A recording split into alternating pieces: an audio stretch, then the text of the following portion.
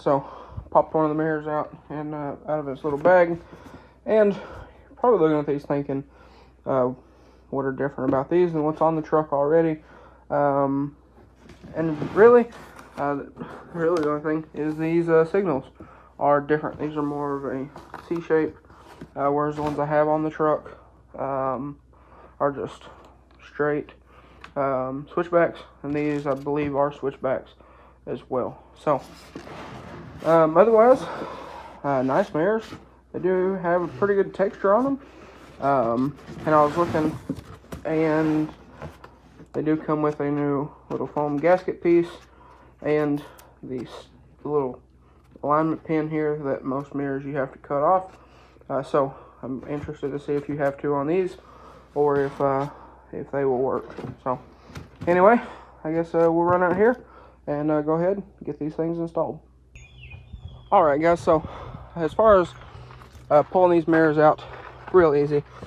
So first thing, come up here, pop your switch panel. You got one pin right here, one clip, and it slides out. You do have a little tab. You do have to pull your panel off to be able to get to the connector, which is kind of right there. So anyway, I got these two bolts out of the panel, and again, push this down, that way you don't have to pick it up as high. Pull it straight up and off, and then you can go ahead and feed your switches through. All right, now that you have your panel off, your mirror wiring should come through here, and then the plug-in will be right there. It'll be latched onto that clip, but you can pull it off of there, and then it does have a release tab.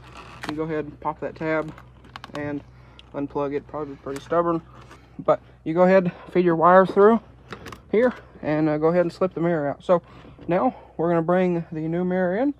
I don't believe I need those little pigtails that they send with you, because I think the plug-in on my truck will work without the adapters. So I'm going to attempt that.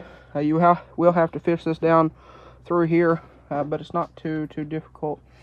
So I'll get that done, and I'll show you how it looks here in just a second. All right, so we test fitted the mirror on here, and it is hitting this alignment pin.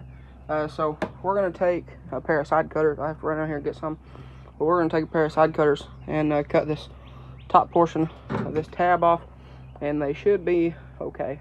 I could have put it on the way it was, but we had about 3/4 of an inch gap up here at the top, and that's not good.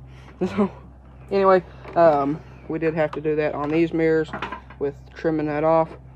So it's seems to be a thing with every set of aftermarket mirrors, is you do need to do some trimming on these. So just be prepared for that. We'll probably have to do it on this one too, on the driver's side. But I'm gonna run down here, grab some side cutters, and we'll come back and get these trimmed up.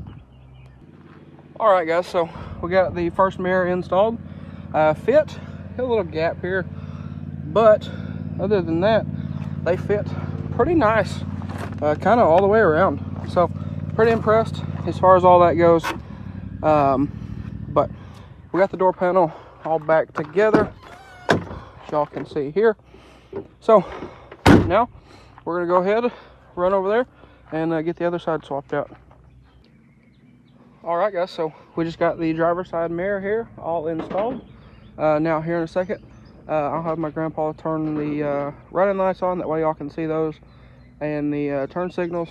But they're pretty neat.